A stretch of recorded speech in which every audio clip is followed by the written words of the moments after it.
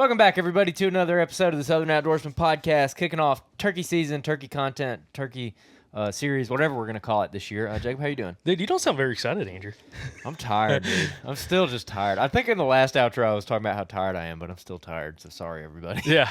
No, doing good. I'm excited. So Monday's episode, we had both Barry Smith and Ben George on the podcast, which is kind of fun. I was actually going back and re-listening to it. And, dude, Ben talking about his buddy shooting that turkey on public land out of a deep freeze is hilarious. I'm like, yeah, he probably is the only person in the world to shoot a turkey out of a deep freeze on public land using a Browning 10 gauge. Yes, so I'm sure. I'm like, okay, well, that makes it a little interesting. But, dude, it was a fun conversation, kind of kick us off. And, again, we got some other really cool episodes. Actually going to be recording one tonight that listeners will hear in probably a week or two that we're really excited about. A guest that you've been wanting to get on the podcast for a long time. Yeah, like 2 years now. Yeah, so it's going to be real good. It, probably a high entertainment factor, I think. Yeah. At least. A lot of people are going to know who this guy is, especially if you live in Alabama. Yeah, cool. So. Well, I'm excited for it. But also, real quick, before we kind of go into it, because got back from the second annual Hunters Meetup at Weaver Meats, which was fantastic. But before we get into that, also had a little update. Really, right before we recorded that last episode, me took our dogs out, both Pepper and Boone, did some quail hunting. Yep. Shot a snipe. I wish it was more snipe. And that was pretty fun at your buddy Cody's property, which is the guy that's in the club that kind of working together on. And he's, I think, hopefully the only club member that listens to the podcast. Because actually at the Hunters Meetup, I had a guy come up to me like, man, Andrew, you and Andrew are like real open about what y'all talk about in the club. And I'm like, well, thankfully, at least to our understanding so far, only Cody's the only one that listens in the club. Yeah. He's like, man, y'all share a lot. He's like, it's good. I like it. But he's like, it makes me a little nervous just thinking about, you know, these other guys start tuning in that's in the club and start kind of keying in on some of these spots. Yeah, that's probably a major factor in me deciding to stay in the club because, we were talking about possibly joining a different club like across the street, and the other club's got more members, and the other club has like younger members too. So I don't know if any of that, because most of the guys in my club are like at least the guys that hunt out there a lot, they're all older, and they're not like, I don't think they listen to any podcast period, so they don't fit the demographic. And I haven't ran into any problems with anybody like listening to the podcast or anything. Now I don't mention the podcast. Like when we went out to the work day this September, I told Sam and Mike, I was like, hey, y'all don't mention no Southern Outdoorsman merch. I was like, don't wear a hat, don't say anything to anybody. Yep. And I think I talked about this a couple weeks ago. There's another guy in the club who's got like a YouTube channel. Yeah. He was talking about his YouTube channel, and I was cutting my eyes over at them. I was like, don't say nothing. Well, Andrew got himself a pretty cool show, man. Y'all tune in. I was like, don't say a word. Yeah, no. But anyways, it was kind of fun to go see Cody's property, or really both properties, because he's got 130 acres on one side of the road, 90 acres I think on the adjacent side. And dude, what he's gonna do to that property? Yeah, I asked him. awesome. I was like, do you know Alan Summerford and Kyle Liebarger? And he's like, no. I'm like, dude. I'm like, what you're doing is like what they preach about doing. Getting stuff back to like not only your just native vegetation, but really kind of focus on some more of that grassland, early successional kind of habitat. Yeah. And dude, because you didn't get to see the big property. Yeah. I say the big property, the 130 acres versus the 90 acres. 90 acres is kind of cool. It's kind of like it's actually a pretty decent sized ag field that he bought with some timber up around it. Kind of butts up against the club. But we go to the other property, it was like was a huge stand of hardwoods, like big, pretty hardwoods. Kind of remind me of some national forest, really, like looking at. And I told him, like, dude, I haven't seen many pieces of private in this county that actually have that much hardwoods on a property that hasn't been like, logged. And he's like, it'd been logged before, but it's been a long time ago. He's like, he was telling me about the history of that property. Like there's a site on that property where there's a, like Civil War and post-Civil War sawmill on the property. Oh. And actually where we parked the truck was right next to it. They had like they had a well dug that they used like cool a saw blade and like do some other stuff with. And I'm like, dude, have you gone out here with a metal detector? He's like, actually, I can't remember if he did or not, but he's like, did you go around and find all these like square head nails and like a bunch like all kind of coins, old coins and stuff like all in and around that spot? Dude, wow. It's cool. That's pretty And he's cool. like arrowheads. He's like, man, you go around and find arrowheads everywhere on the property. And while we were there, his wife, Sandra, right? Yeah. Okay, Yeah. Sandra. She was actually walking a couple of the food plots on the property where he had tilled up and it had just rained, looking for arrowheads. Nice. And I'm like, oh yeah, we found a bunch of them, man, like some really good ones too. And I'm like, that is pretty legit. So jealous. Yeah. So he's got like Civil War, post Civil War, like air stuff on the property, and he's got all kinds of Native American like artifacts and stuff on the property. That's the dream right there, my man. Yeah, that's the dream. But like, dude, he cut all the ridge tops, or cut most of the ridge tops on that property. He was telling me he was trying to get a logger to come in. He couldn't find one that would do it. Just doing like a very high select cut on the hardwoods on the ridge tops, and nobody would do it. They wanted to clear cut it, so he had him come through and do these clear cuts on the ridge tops. And he planted longleaf pines and doing a longleaf pine savanna, where it's in a savanna planting format. So they're really spaced out and they're real small still. It's been like, I think he said 2 years since they planted it, but dude, it looked so good. And he's like, the turkeys, oh my god. I was like, dude, listen, like, and he's like, my goal. He was talking about. He's like, my goal is to try to kill 150-inch deer on this property. Like, they're in the area, but everything around here is closed canopy pines. And he's like, this would be like one parcel. And the parcel across the road that like is managed in a specific way to offer a lot more food, better cover, but really high quality food sources year round, not using food plots. Yeah. Like actually using native browse. And dude, it looked incredible. Yeah. Incredible. I told Alan at the meetup, I was like, bro, I found somebody. Like he doesn't even know who you are, doesn't even know who like Lane Legacy, any of those guys are, but he's been doing it, and just like after doing some research, and it is a killer property. Yeah.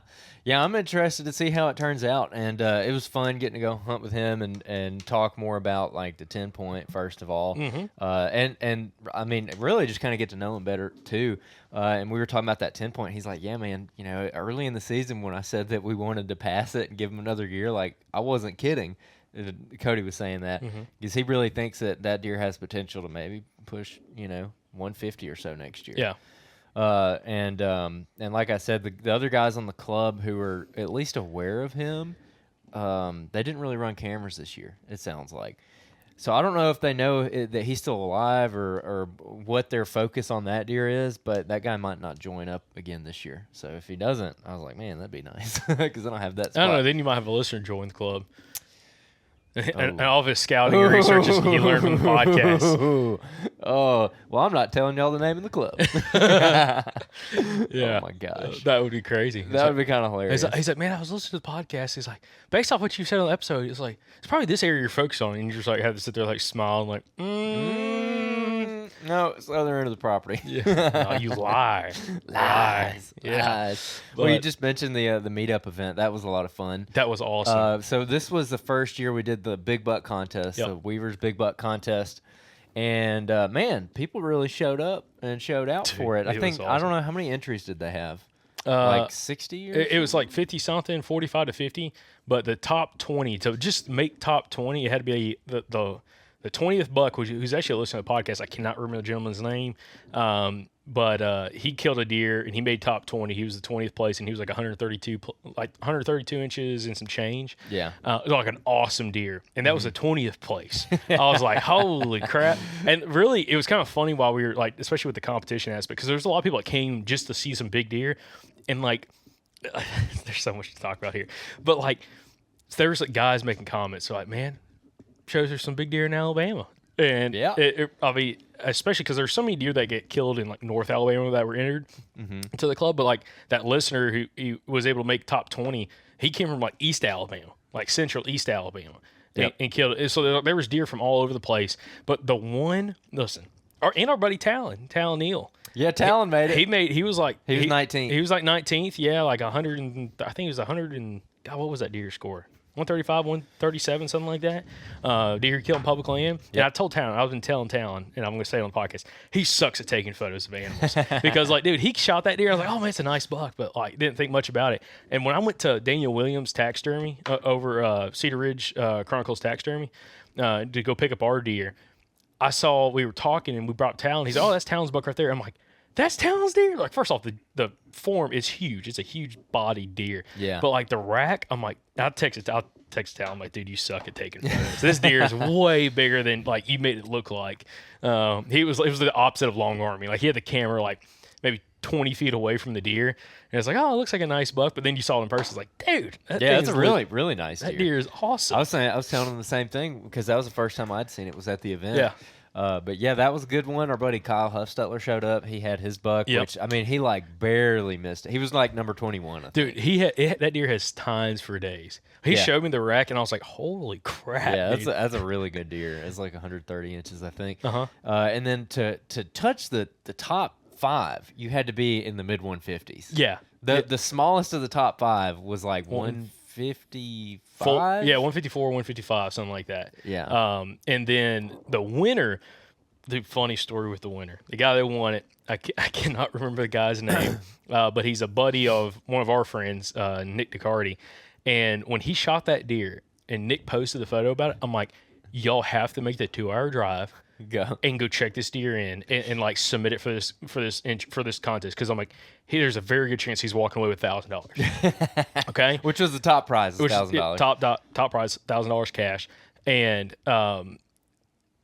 Nick was like, oh, I'll tell him. And then Nick got, he said, he doesn't really know if he wants. I'm like, he needs, like, you are like, he is crazy if he does not make this drive. Okay, yeah, it's gonna take 3, 4 or 5 hours out of your day.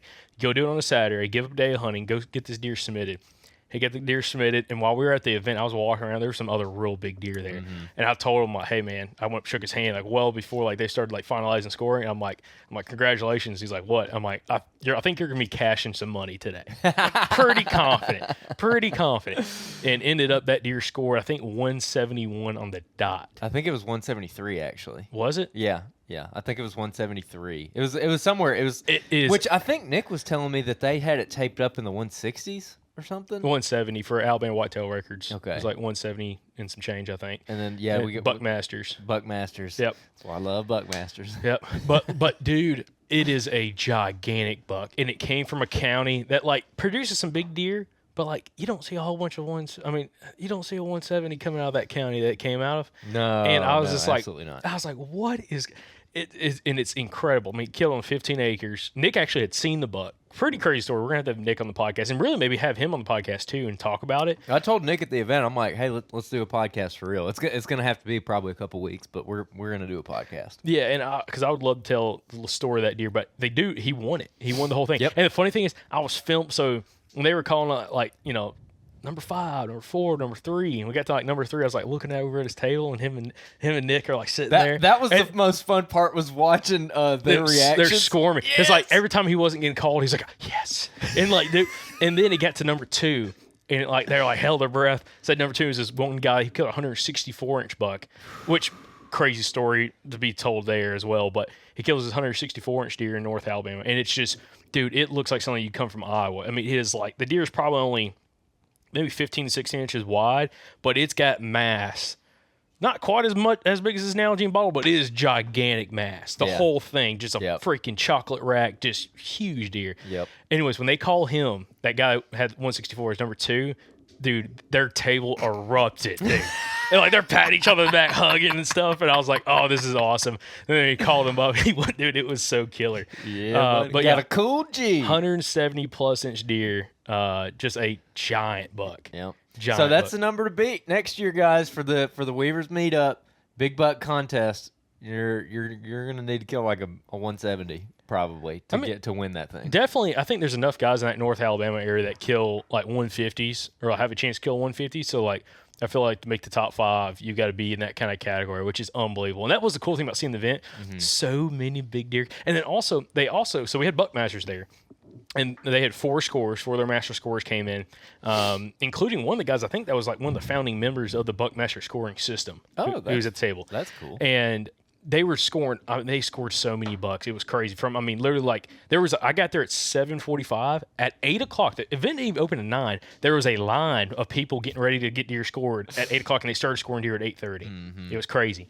But dude, just the amount of deer coming through was insane. Like there was one other 170-inch buck they got brought, but the guy killed it in 2001 up in that general area. Oh yeah, that was the 171. I talked to him. He was a listener. Yeah. Oh, was he? Yeah, or is he? Yeah, he bought a hat. Cool. Yeah. Right on, man. Kill you another 170 and freaking have that hat on, man. Oh, man, that gets my hands all like, excited. But, dude, there were so many big deer there. Like, it was just incredible kind of seeing all that. And, again, all these Alabama deer. And but there was guys that came down, like listeners came down from, I think it was Georgia, one Kentucky, Tennessee, Mississippi, I think that was the other states represented, of course, the Alabama. But dude, it was unbelievable. I was so excited. It was so awesome. And then also we did a live Q&A. So if you were one of the listeners that actually attended the event, you got to experience actually 2 live Q&As. Yeah. We had one live Q&A at 11 o'clock. That was just for the audience member, not recorded, not going to be released anywhere else. That had Wes Moe, Jamie McKay, Michael Perry, and Shane Parker on it. Yep. Awesome conversation there. And then we did one at like 1 o'clock, 1:30 I did one with Alan Summerford talking about like mastering killing big bucks and small properties, because a lot of people in that area that have some private land, there are a lot of them were small property owners, like 20, 30, 40, 50, 60 acres. Yep. And Alan's had a lot of success on some of his smaller parcels, like 40 acres and less, killing big deer. And we did a whole really, it was more of a seminar than a Q&A. It was fantastic. But it was such a freaking cool event. And again, definitely next year it's going to be even bigger. So like we're gonna kind of finalize the dates. I think we're gonna stick with this date for 2025. Yeah, it's a good date after deer season. You know, like kind of in between, perfect schedule, like in between deer and turkey season. Yep. You know, it's early enough where if you're going to Florida, it's not going to conflict with that. It's far enough out from deer season where you know you got a couple weekends with the wife and kids. You know, after deer season goes out, and then bam, Weaver. And a lot of people brought their kids, which was fun too. That's what I was gonna say. There was all kinds of kids around. It was a family-friendly event and stuff, and you know, it was just like it had a lot of kids of all ages running around too, like looking at some big deer, getting photos with big deer. That you know they didn't kill, but they're just like, I want to hold the rack and like you know stand next to the mount and stuff. It was awesome.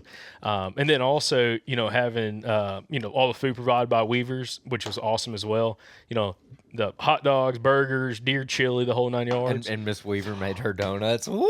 The highlight of this episode, my gosh! The highlight of this episode and the whole event was Miss Weaver's freaking donuts. Let me tell you. Yes. Let me tell you right now. If I was on death row, I would make that my last meal. I might agree with that. Dude, oh my gosh, they were so good. It was like if like your sweet country grandmother made a Krispy Kreme donut. But you know how a Krispy Kreme donut's like really light, airy, yeah, and just delicate. But let me tell you, it was like that, but it was bigger than my child's head. It was like they were gigantic. But the thing, dude, they're so soft and airy. Oh my god, the fatness of me is coming out, baby. This inner fat kid. Oh man, so like trying to escape. They were walking around with huge trays, like they were making them fresh. Okay, like they're coming out warm. And and the cool thing is this event, like food and drink, everything was free for people, all the attendees. So people were grabbing donuts, and I kept hearing people talk about how good the donut was. I'm like, I'm holding out because we got to do these Q&As, and like I'm not gonna be like a sugar coma over in the corner somewhere. Okay. Well, as like we wrapped up the last Q&A, had another hour and a half, 2 hours of the event left. There was still some more that they were bringing out fresh. I'm like, I'm gonna get me one. So there was a half of one. Someone split in half. I'll get the other half. One bite. I'll tell you who was around me. Michael Pike. I think Shane Parker and Daniel Williams. I walk up to them. They're talking deer hunting. I take a bite, and I'm talking about. I was like, out loud says like, "Oh my god!" And they're like, "What?" And they look over at me. I'm like, "This might be the best thing I've ever eaten." Like, oh my gosh, this is unfreaking believable. I told her. Anyways, so I couldn't have just half of one. So I went and got another one. Okay. Yeah. Which is like eating like 5 Krispy Kremes. That was probably like 2,500 calories right there. But dude, like you didn't even need icing on them, dude. Like you didn't need a glaze on them. Like you could have just had the donut. Dude, it was incredible. Oh, yeah. But dude, the glaze was good too, though. Oh my god. Oh my goodness, they're so good. It was insane, but I kept sitting around talking with them, and like they're talking deer hunt. I'm like, guys, did you try one of these donuts? And they're very distracting. And like Shane was like, dude, it's incredible. And like Daniel said the same thing, and Michael's like, because Michael Pike was there. Some of you listeners got to meet Michael Pike at the event, and because he missed the last year's event, but I think he had to work. But anyway. Michael's like, man, I ain't had one yet. I'm like, go get you one right now. And dude, he came back, he took a bite, and he just started smiling. I'm like, that's what it does to you, dude. Oh my gosh. Oh yeah. But highlight of the event was Mrs. Weaver's. I told Titus, who I've never met Miss Weaver. Never met his mom before. I haven't either. But Titus is one of the owners, the main owner at Weaver Meat Processing. But and his dad was there and everything. He's been at the event last year. But I told him, like, dude, if your mom had a food truck and it was somewhere down in the Birmingham area, she would sell out every freaking day with those donuts. I'd pay good money for those donuts. For sure. I'm talking I'd pay an obnoxious amount of money for one of those. They're so good, man. So next year, y'all don't need to miss it next year, all right? Because next year, I'm going to try to talk her into doing it again because I'm like, last year she did homemade cinnamon rolls, which were really, really good. But I will take those donuts. Those donuts were next level. Every day. And the cinnamon rolls were really good, Yeah. too. I mean, dude, it was just so good. Yeah, it's a great event, man. And it's going to be even bigger and better next year. This year we had a tent that was double the size of last year. Yep. We probably had double the people that came through. I mean, we didn't get like an official head count, but we're estimating somewhere between 250, 300 people showed up. Mm-hmm. We had that big stage up there where, we were able to get on stage to do the Q&As. Yep. We had a big speaker system. So it's getting bigger and better, and we're already planning stuff for next year to make it even better and have more stuff to do there and whatnot. So we're excited about that. And I'm really excited. This is just the first year of the Big Buck Contest, As we snowball this thing and continue to grow it over the years, like this was year 1. Yeah. Imagine year 2, 3, 4, 5, as this thing starts getting more popular and we keep growing it and more people are aware of it and come from different parts of the state. Dude, I gotta try to find me a deer to enter next year. I shot 2 nice bucks this year, but nothing. I was like, I'm not gonna enter these bucks. But like next year, this coming season, I'm like, gotta find something that like, I want to enter. Like you can shoot that 10-point, you gotta enter that sucker. Okay. Yeah, we're gonna try. But we're gonna try. But dude, it's such a cool thing. And one thing is trying to grow some bigger prizes for, even though it was like had all these cash prizes up to $1,000 for like the winner of the competition. Also, they gave away like I think it's like a $2,500 shooting house as well, and a bunch of other stuff that like Mark's Outdoors had submitted, who's one of our partners as well, like a big feeder, Moultrie feeder, Moultrie Edge, cell camera, and a bunch of other stuff as well. So you didn't even have to win the competition. But if you were in the top 20, you got entered for the drawings for like these different like items that they were giving away for top 20 participants in I guess competition. There's the top 20 guys. But also I think next year, this is something that's been kind of interesting. We're going to put it out there right now. I think we're talking about doing a women's division as well. Mm-hmm. So like you have big buck competition, you also have a women's division as well, which I think would be really, really interesting. You're doing a youth division as well for 16 or under, and then also doing biggest 6-point, biggest 8-point. Because dude, I don't know about y'all, someone brought in like 120 something inch 6-point. That would be awesome. That would be the highlight of the event. Okay, I want to see some Magnum 6-points, and we've got one on camera. Okay, yep, he might get killed if we kill him next year. We're entering him, dude. That sucker about to be cashing checks, okay? But like, if you have, the cool thing is like, if you had like a big 6-point on your property or on your hunting club or on a piece of public you're trying to hunt, you still could win some pretty sweet stuff potentially by entering a deer like that. Like you ain't gonna win the whole overall. I mean, if you had a 150 inch 6-point, I don't know what that thing would look like. But only one way to find out. Go to a deer farm. Yeah, for real. Yeah. So, but no, dude, it was such a cool event. Cool to talk to everybody. What's his name? Sam from Tennessee. He drove down. Yep. Dude, that was his fun. Story, listener, I forgot, he'd been listening to the podcast for I think a couple years now. But brand new bow hunter, went out, shot I think 4 deer with his bow, 2 bucks. One of them was a hammer. I cannot believe he didn't shoulder mount that deer. Killed him publicly and up in Tennessee. Just a hammer of a buck.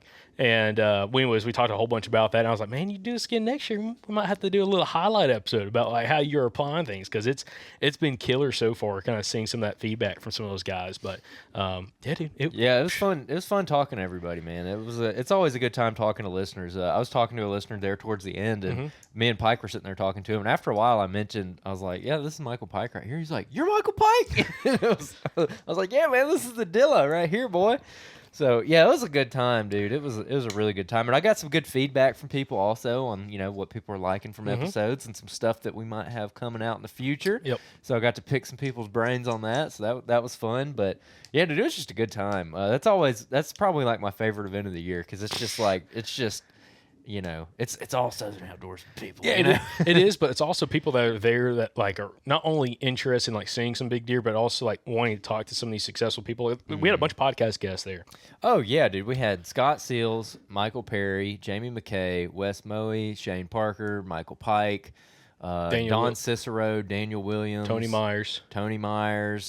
Man, there's a couple other ones that I'm leaving out. I'm trying to think based off what you had just said. Other ones. God, who are we forgetting? I know I'm forgetting people. I feel terrible now. Alan Summerford. Alan Summerford, yes. There's another one. We had like 10 different guests walking around. Yeah. At one time, and that's what I was telling a lot of these listeners because they were saying like, oh, this or that. You know, I was listening to this episode with so and so. I'm like, well, he's right over there if you want to go talk to him. Steve Lucas, he's been on podcasts. He's one of the scorers.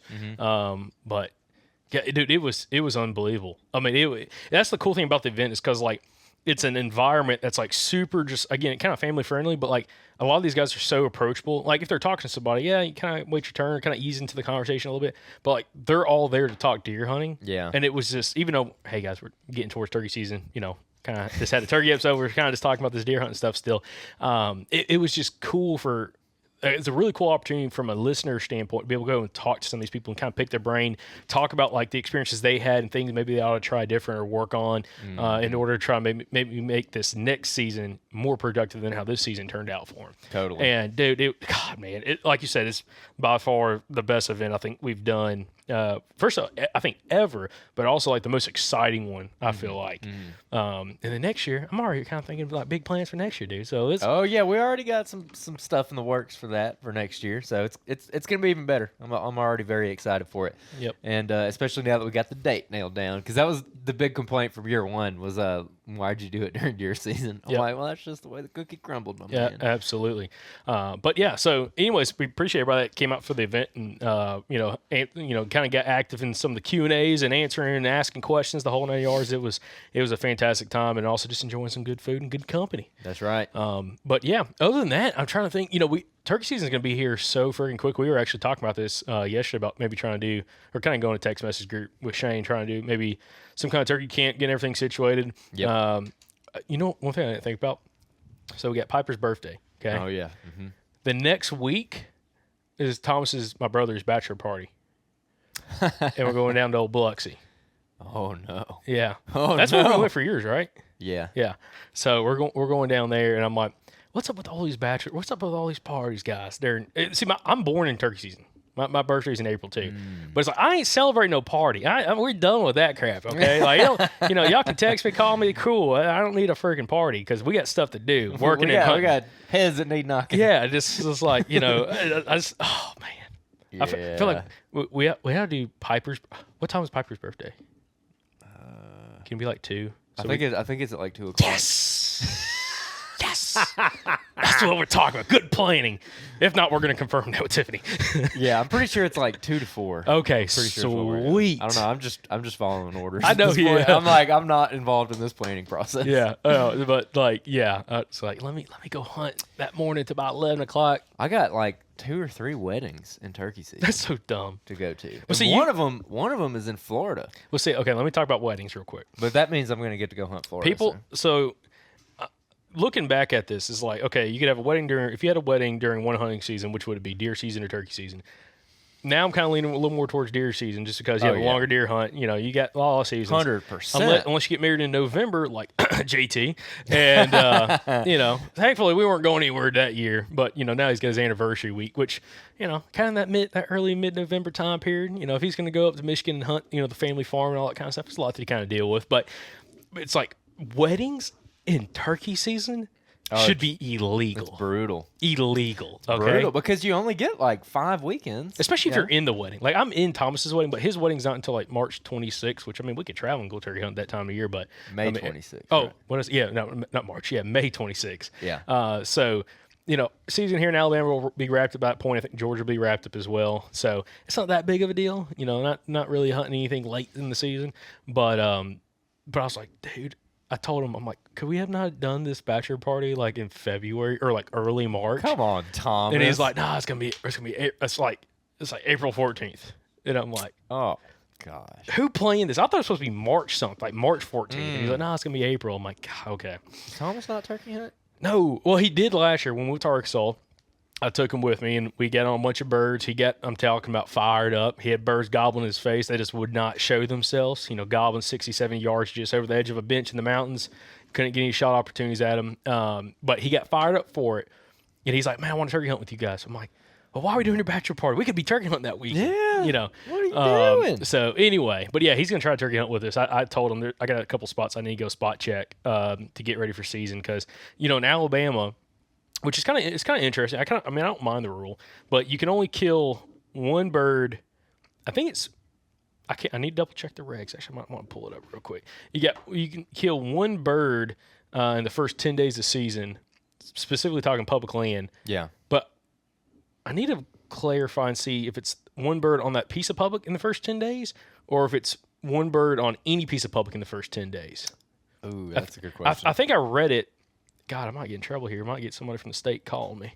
And like, you did not put that out right. I think it's one in the first 10 days on a specific piece of public. Yeah, I think that's right. So that means you got to kind of bounce around. But the good thing is, get a spot like kind of where I found some birds last year. I'm sure those birds are still there. Hopefully get on one, kill one early, and then have Thomas there and be like, all right, Thomas, let's go kill you a turkey. And then go hunt with old Shane Parker. Yeah, I'm excited to get up there by his place. Well, this weather we got going on right now has got two things in mind for me. One, fishing, which I went to Bass Pro yesterday and spent a whole bunch of money Did on. you really? Oh, yeah. Oh, yeah. What'd you buy? I walked outside and it was like 70 degrees. I was like, let's go spend some money in the tackle section, baby. So I just got a bunch of line, bunch of crappie jigs, respool and everything. Went and got some more spinner baits and stuff because I lose every single spinner bait I buy. So I went and got some of those and got everything rigged up. Fished a little bit at Mama Mike's pond yesterday. Caught a couple bass. That was fun. How they look? Were they real scrawny looking? Or they looking pretty healthy? One of them was probably like close to 3 pounds, and it was real skinny looking. Okay. And then the other one was kind of small. So me and Mike were talking. He was down there talking to me when I was fishing, and we were like, yeah, we probably ought to do another like day, like when Nick and Pam and everyone came down, and we just hammered them and took a whole bunch of fish out. We probably need to do that again. Yeah. Because both of the bass looked like not super healthy. Well, that and also they need to get their feeder going running again. Yeah, he told me he hadn't had the feeder running. I'm like, man, those fish are starving to death. Those bluegill about too big for the bass to eat them. Yeah. Well, that's another thing. I can't wait to go catch more bluegill. They got some huge shellcracker and bluegill in that pond. Yeah, buddy. Actually, when I was talking to Cody and he was talking about one of the parcels, and he's like, yeah, I'm going to put in a crappie pond. I'm like, you got my attention. Yeah, dude, come on. You can keep the bass. I'm like, you get a crappie pond pond. Talk to me. Yeah, come on. You got my full attention, baby. Like, come on. Let's go. Oh, yeah, dude. Yeah, we just went and replenished the all the stock of everything. Looking at trolling motors, too, because we need a trolling motor for our boat. Yeah. Didn't get one yesterday, but we're looking. So. Oh, at Bass Pro Shop, you were looking at them? Yeah. Okay. Yeah. So, anyways, so that comes to mind. But two, the turkeys, man. It's at the time we're recording February 26th. They're gobbling right now, especially on days like this where it's real warm. Like today, it's probably going to get close to 80 degrees. And it was like 48, 50 this morning. Oh yeah, tomorrow morning they're gonna be hollering, son. You can go out and listen. Yeah, I was gonna try. I tried to go out this morning, but I had to go do something else. Yeah. And I'm gonna try to go tomorrow. I hope I get to go tomorrow because I think they're gonna be talking for sure. Mike went this past weekend and he didn't hear any. He went, I think, once or twice and didn't hear any yet. But I'm like, dude, just give them a couple days. Yeah, like they get this stretch of good weather, they're gonna get in the mood, son. That, but also like if we keep like. You know, I had a post pop up on Facebook, like kind of like one of those historical posts where it talks about like, oh, you posted this 3 years ago, and it was talking about like the different seasons in like Alabama and the deep South, and like right now we're in the fake spring or like fall spring, and it says like third winter is like the next phase, and I guarantee. I saw old James Spann post about it this morning. Wednesday we're getting slammed with a cold front. Are you kidding me? I'm gonna freeze to death in South Dakota. Yeah, it's going to be like 40 degrees on Wednesday or something. Dude. Which is why I want to go listen tomorrow because we're going to get another stretch of. Yeah. Which, you know, here's the thing. Like, a lot of deer hunters I know are like this. It's like most of my friends are like this. Everyone prefers colder weather. Yep. Because we live in Alabama and the heat is oppressive all summer. And I tend to agree with that, but as soon as deer season ends, I'm like, all right, come on. Where's the heat? Like, where's the warm weather at? I'm ready for 80-degree days. No, I'm good with it. I'm cool with 60. I like hoodie weather. I want like 65 as the high. No, that's good. I like that. And I like turkey hunting that too. If it's like if it's in the 40s in the morning or like maybe upper 30s, but especially like 40s and more is cool. Like you see your breath. You're just wearing like a nice hoodie. Oh yeah. And then like by like late morning you're taking the hoodie off, but you still get like a long sleeve. Yeah, it feels good. Like I like it where I can walk outside barefoot in shorts and I'm not super cold. Like I like 70 to 80 degrees. That's good. Nothing bums me out. All that to say, that I don't like it when it's 100 degrees outside or anything. All that to say, nothing bums me out more than like a early March time frame where it's like 30 degrees. I don't like that. I don't like it at all because I can't go deer hunt. It's not that great for turkey hunting. Well, and I don't like to fish in cold weather. We can't turkey hunt in early March anyways. Well, I know, but I'm just saying. I want it to be as cold as possible. possible. Our turkey season used to open a lot earlier than it does I know. now. I want to be as cold as possible up until like that week or two before turkey season, and then it starts to warm up. I'm like, oh, okay, let's do it. I don't like that. I don't like it at all. I only like it being cold when I'm doing stuff out in the woods. Like deer hunting or like bird hunt or something. Scouting. As long as I can like bird hunt or rabbit hunt, I want it to be cold. As soon as like the fall seasons run out, I'm like, all right, let's start getting warm again so I can go do other stuff. So, anyways, take Piper down to the pool or whatever. Way too cold for that. Go right do now. a little swimming with the baby. That'd be an ice bath right now. Even today, getting up to 80. We're gonna get her to do a cold plunge. Yeah, I know exactly how that goes. Second her toe touched the water. just let her holler. I'm ready. Yeah, dude. I'm ready to get out on the boat. I'm ready to chase some turkeys. I'm ready to fish. I'm ready. So have a good time. Yeah, and we'll see. And we mentioned this. I don't think we mentioned on the podcast. You're gonna hunt Florida. North Florida, because you get a wedding during turkey season. Yeah, So- we're gonna a little surf and turf because it's gonna be at the beach. Surf and Turk. Surf and turk. So we're gonna do a little bit of fishing and then we're gonna do a little bit of turkey hunting. Yeah, So and there's then a certain national forest down there. and we still got our license. You might not go back up there, but I think on a long weekend, some point, I'm probably gonna try to do another trip up to Arkansas and see if I can get on those birds we got on last year. Because I've got like 3 spots that. They didn't die all of a sudden. They ought to still be in there. So when does Arkansas close? that's a great question. They don't open until like later in April.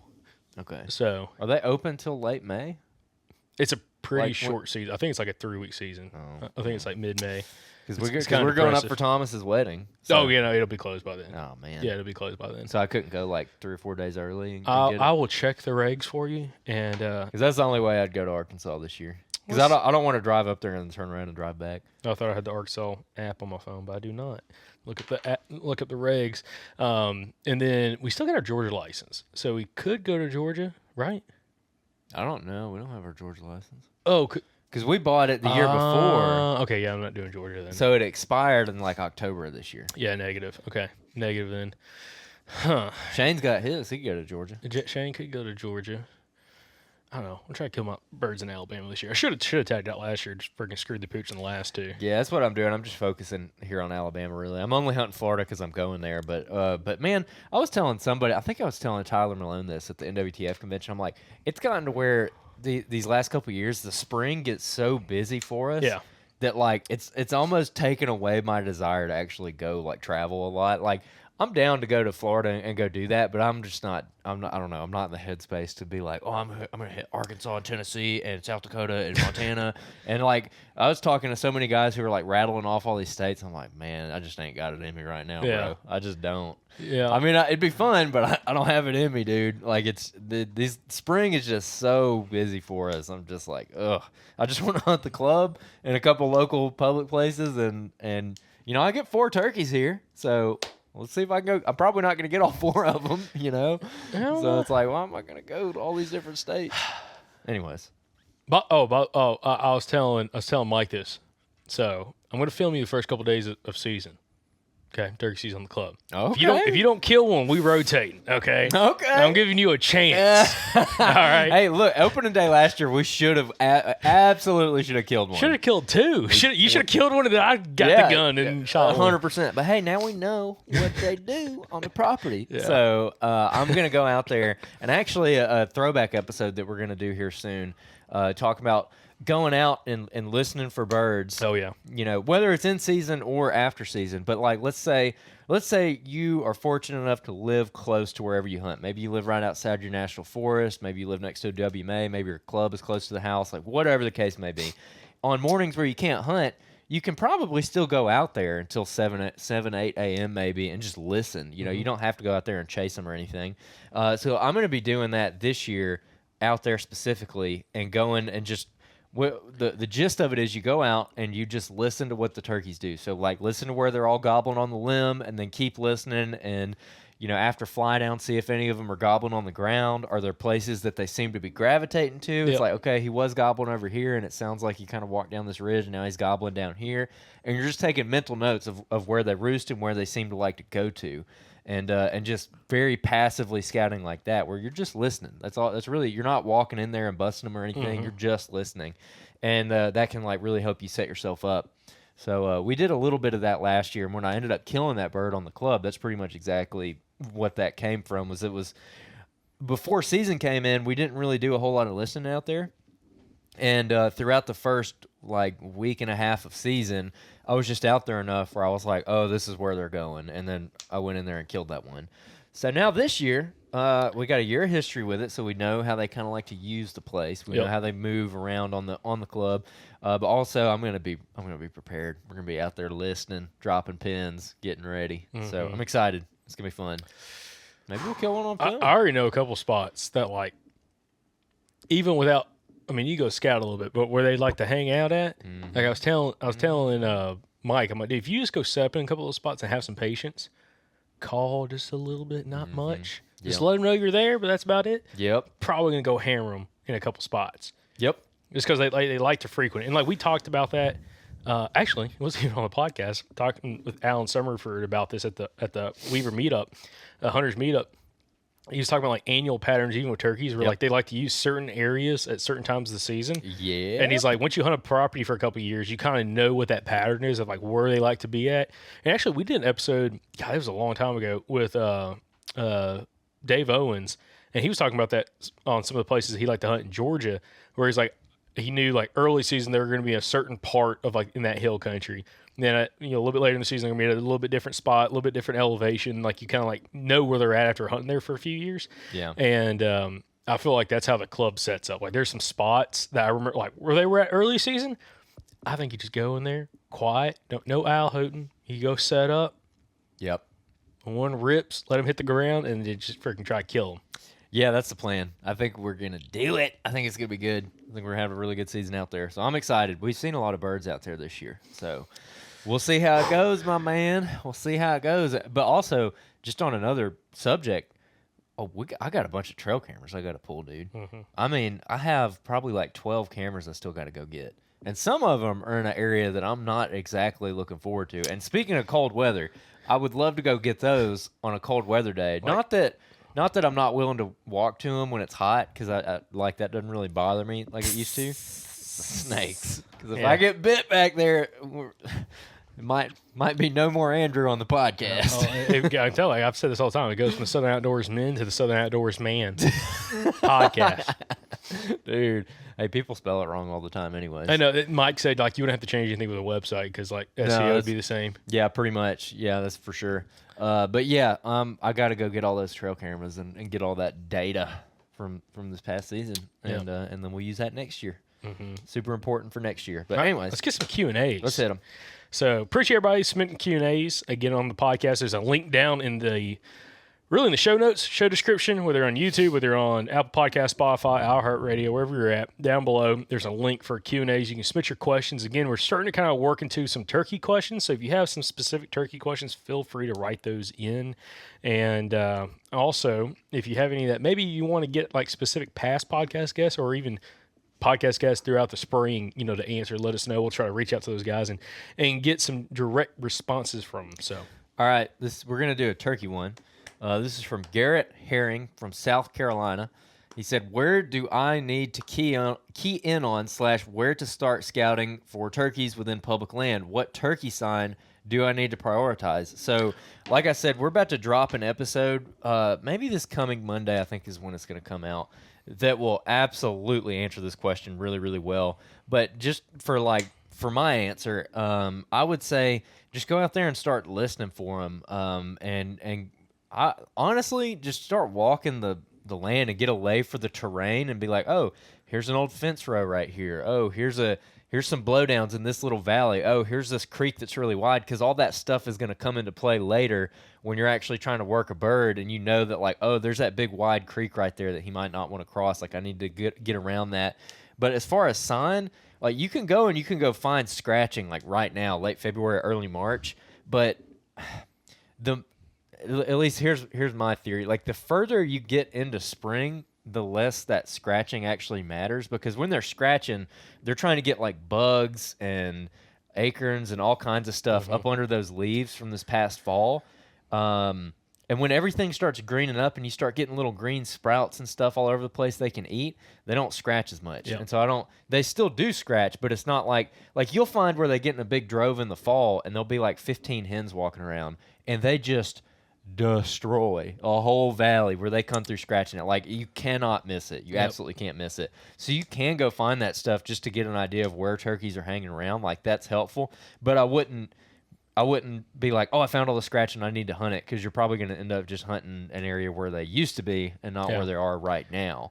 But I would just go out and I would just start listening for them. Get on high vantage points where you can hear really good and just passively scout them. And if you start hearing them in some areas, maybe go up in there and kind of walk around midday and just look around and see what you see. And again, get a lay for the land. But what's your thoughts, Jacob? I was just to say scratching. Especially if like your season opens early, like late March, early April, you're still going to have bird. Well, it depends. If you're like in super South Alabama, it may already be green up by that point. Yeah. Because like I noticed that last year with the delayed season, it was like there were some places I'd hunt and it was like winter time. Okay. Yeah. And then I talked to buddies who were hunting like completely different area of the state, like further south, and they're like, "Oh, dude, we already have like green buds on the trees, and like there's like more understory." And like you said, like once that happens, they stop scratching so much. But like early season, especially like a couple weeks before season opens, you see, you if you get in an area where there's turkeys, you're gonna find scratching. Yeah. Hardwood bottoms. Little benches, if you're in hill country, little benches, little ridge points, specifically in the hardwood, some of the pines too, but like the pines, it's kind of weird. It's like you'll find it in some areas, and in other areas, it's like they don't scratch much at all underneath that stuff, especially if it's like closed canopy. Yeah. But like, especially like all your hardwood SMZs. And like the guys, I'm trying to think, some of the, back when we were doing the strut report, we were doing that like in 2018, 2019, and maybe a little bit 2020, some of the guys I interviewed from South Carolina, especially because South Carolina is such a diverse state. Like you have like super flat land, kind of the more south you go and east you go, a little more hill country central part of the state, and then even mountains in the northwest part of the state. You know, I think that plays a huge factor for you. But like scratching is going to be like the only sign you're really going to like kind of focus on. But then again, it's going to tell you they're here now, but you know, if you're doing that 3 weeks before season comes in, they might be still be within earshot if you can get up on a high spot and listen, but they're probably not going to be in that same range exactly where you found the sign, 3 weeks previously. Yeah, definitely. And yeah, like I said, I don't want it to sound like I'm saying that scratching doesn't matter, because I think it does. But if you go out and find scratching right now, just understand that they're probably not going to be right there in that same spot when the season comes in. And I would treat turkey scratch like when it comes time to start hunting, like you're a couple days out from season or you're in season scouting, treat scratching like you would a feed tree for whitetails. Like it needs to be like super fresh. Like there needs to be fresh droppings in it. And you need to be able to tell that like they have just done this in like the last day or two. It's kind of like aging a scrape with scratching. It's like you can see the moisture. Like, is it still moist, like the earth underneath it, or is it like dry and kind of gray in color? Mm-hmm. Like you can kind of, and also like is the leaves when they kick it out, especially in hardwoods, are they still lofted, or they're like kind of like aired up a little bit, or are they all matted down? Yes, that's really good. Because like if it's matted down, like you can see scratching that's like a month old, where like a huge flock of turkeys comes through, and they kick up the ground, and like if you find that a month later, you'll see they're scratching, but all the leaves will be like completely pressed down because of the rain, the wind, everything else. Yeah. But if it's all lofted and like kind of like aired up, where they've almost just like you fluffed up the dust on the ground. That's a lot fresher. And like, and we've had podcast guests like Jared Smith's talked about this, who's been on the podcast, past podcast guest for turkey hunting, like finding some of that sign, especially on like a quiet morning where they're not gobbling, setting up and like, hey, I'm going to spend a couple hours here because clearly they just came through here within the last 12, either that morning or maybe yesterday afternoon, and set up, and they might be within earshot and do some soft calling and just stay patient, and you might just have one come in silent. Yeah. We've had past podcast guests talk about that. Yeah. And again, that's more like that early season time period. But yeah, I mean, that's like the biggest thing on aging, scratching is like, is the leaves lofted or are they matted down? If they're matted down, it's old. I mean, weeks old probably. Yeah. Also for public land, I would just go look for tracks on dirt roads too a lot. Yep. That's a really good way to just find where turkeys are also. And then I can't stress it enough, like listen for them and listen for them, not just right there at daylight, but like like bring you like a snack or bring you a little breakfast out in the woods and sit there until later in the morning if you can, and like really listen after they get on the ground and say, because like he might gobble 100, like there might be two different turkeys and one of them gobbles like 100 times on the roost, just like burning it down, and the other one gobbles like one time. But then after fly down, let's say it's like 8 o'clock, 8:30 in the morning, the one that gobbled so much on the roost is shut up and he's gone. Like you don't know what's going on with him. But now all of a sudden that other one is standing on a certain ridge point. He gobbles 3 or 4 times at like 8 a.m. That's the turkey that I want. That's the turkey I'm going to go look for. So I really like to prioritize where I hear them gobbling on the ground, like where that they're on the ground and they're in a spot and they gobble multiple times in a spot. Like there's usually a reason that they're doing that. Yep. So, all right. Next up, we're going to go with ooh, interesting conversation. help me out with this name. Zach. Something German. From Texas. I'm or sorry. Polish. I'm sorry, Zach. I can't pronounce your last name. Jawiski? Yeah, that was a good try. Hey guys, I was looking to go out turkey hunting this coming spring and wanted to make it a little more difficult for my first time. Oh God bless you. With that being said, what broadhead do y'all recommend for turkey hunting? So I will start by saying that neither one of us have ever killed a turkey with a bow. No, I've But tried. we have talked to people who have, including most notably Tim Knight, who's killed. How many turkeys has he killed? He's killed a lot. He keeps a running tally of Tim Knight from Georgia. Over 150, I know for sure. He's killed a lot of turkeys with a bow, and he actually makes a broadhead. It's called bipolar broadheads, and I believe it's like a fixed and mechanical kind of hybrid. Yeah. But what I've heard people talk about when it comes to turkey hunting is like you don't necessarily want like a super high penetrating broadhead because you actually want the arrow to stay in the bird. Because if you just zip an arrow through it and he jumps off the side of the ridge and sails 300 yards, well, it's going to be really hard to find that turkey. So you typically want something that is going to hit the bird and cause the damage but stick in him and hinder that flight. And so they make turkey broadheads that are just obnoxiously gigantic. But any like big mechanical broadhead works. I think Rage actually makes some that are for turkeys that are actually, they got little hooks on them where it's made to, again, hit the bird, cause the damage, but have that arrow shaft in the bird, which hinders them from running off or flying off. If you want more details about bow hunting for turkeys, go back. This is back in 2021, March of 2021. Episode 232, again, episode 232, bow hunting turkeys with no blind with Tim Knight. This guy we're talking about. So one thing Tim talked about in the episode is actually it's harder than you think to fully penetrate a turkey because, like, unlike a deer where, like, yeah, they got big bones, but it's like just you need some rib bones as long as you don't hit the shoulder. Your couple rib bones you might go through one or two maybe on one side. And then you have 12 or maybe 12, 14 inches of just organs, and then it comes up to more bones. Yeah. A turkey, they're so compact and there's so many bones in like a small frame that it's actually a lot of stuff for you to go through. And the feathers too. Yeah, I mean, those feathers are no joke. So he was talking about, I think he shoots I think he might shoot his all steel bipolar, but he turns his bow down a whole bunch. Like I think he only shoots, he talks about in the episode, I think he shoots like 45 pounds or something for turkeys. Yeah. But he does body shots. You have some guys that do just try to head shoot turkeys with like the big that guillotine broadhead, yeah, like or whatever. Yeah, big 3-blade gigantic freaking tomahawk looking broadheads. Those always kind of freak me out a little bit just because, like, I don't know how you put them in your quiver. And then number two, it's like that's a lot of blade that you could stick yourself with and like cut yourself with a little bit. And I'm like, I don't like that one bit, dude. But anyway, so Tim's a great resource. So again, episode 332 would be a great one to listen to and check that out. I have no opinion on this. I know a lot of guys like mechanicals. I know some guys hunt with fixed blades. Yeah. Just Tim would be a guy I would listen to what Tim says, and I would do whatever Tim says because he's killed a lot of turkeys in the deep south with a bow. Absolutely. Agree with that wholeheartedly. All right, we're going back to deer with this one. This is Chad Robinson from Alabama. Could you go over some examples of compounding features that y'all talk about in big wood settings and in pine/cutover as well? Also, do you have any episodes that would be beneficial to listen to with regarding those features? Thanks for what you do. I've been a long-time listener.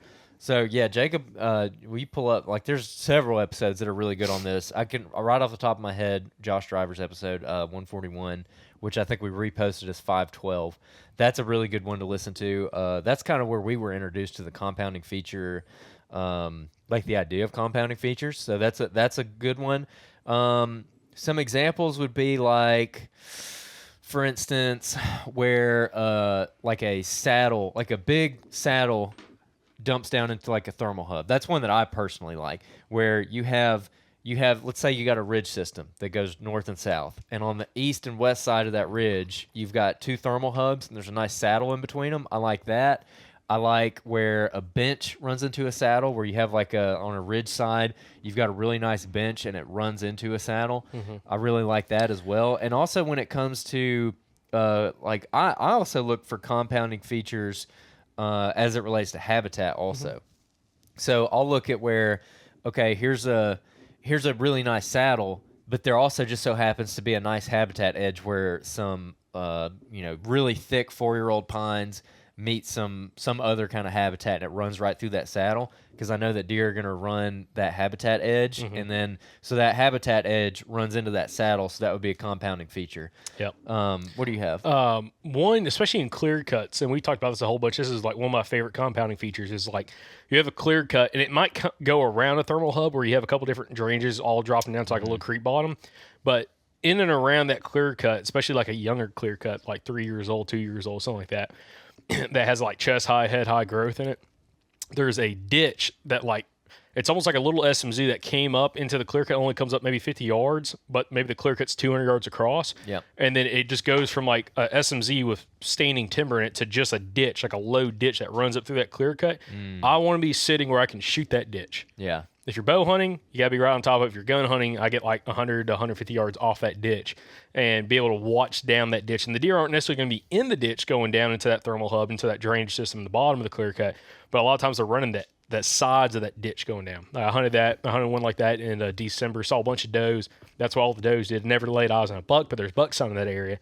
And this is an easy place where a buck or does in general can just cross that clear cut without being seen very easily, stay in that low spot. And that's something that Shane Parker talks about in more hill country, is like you have some of these ditch systems, not even like a big creek system, but like a ditch that might be 5 feet deep, 15 feet wide, or maybe even more narrow than that runs up a ridge. Like that could be a focal point for deer traveling up and down. Like we've seen that in some areas where like that's where the focal point of all the buck sign is, in and around those ditches. Yep. And sometimes there's a habitat break. Maybe like in that ditch there's more shrubbier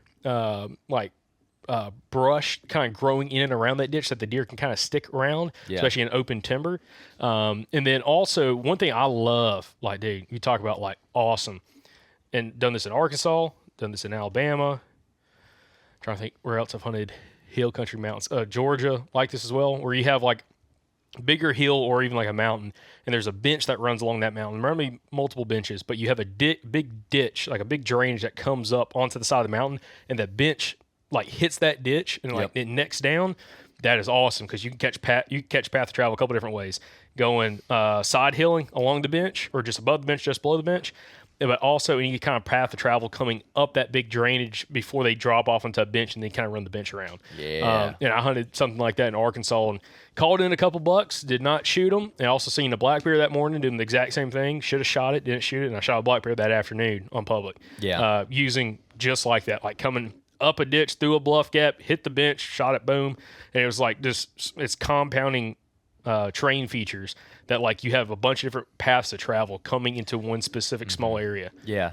Just the formula for it is just take whatever terrain feature you can think of and just find where it hits another terrain feature. Like it's that simple. But again, like I said before, I also do it with habitat features as well, and that could be especially useful for like people who hunt flatland or small like hill country that's not real steep. You might want to focus more on because it's there's like if you're hunting flatland, you might have like a slough head or something like that, or like a really cut bank creek that bends around, or those are your major terrain features. But then you're going to have more habitat features as well. Yep. That are going to dictate movement. So like I kind of mix and match them. I'll have maybe it's two habitat features that meet each other, or maybe it's a terrain feature that meets a habitat feature, or maybe it's all three, which would be really nice. So, anyways, did you mention Chuck Young's episode? Yeah. So an episode that, especially if you're in a little bit more big wood setting, which based off your question kind of sounds like that, a really good episode talking about targeting compound features is episode 384. Again, episode 384, which came out of July of 2022. And the title is Targeting Compounding topo features for mature bucks with Chuck Young.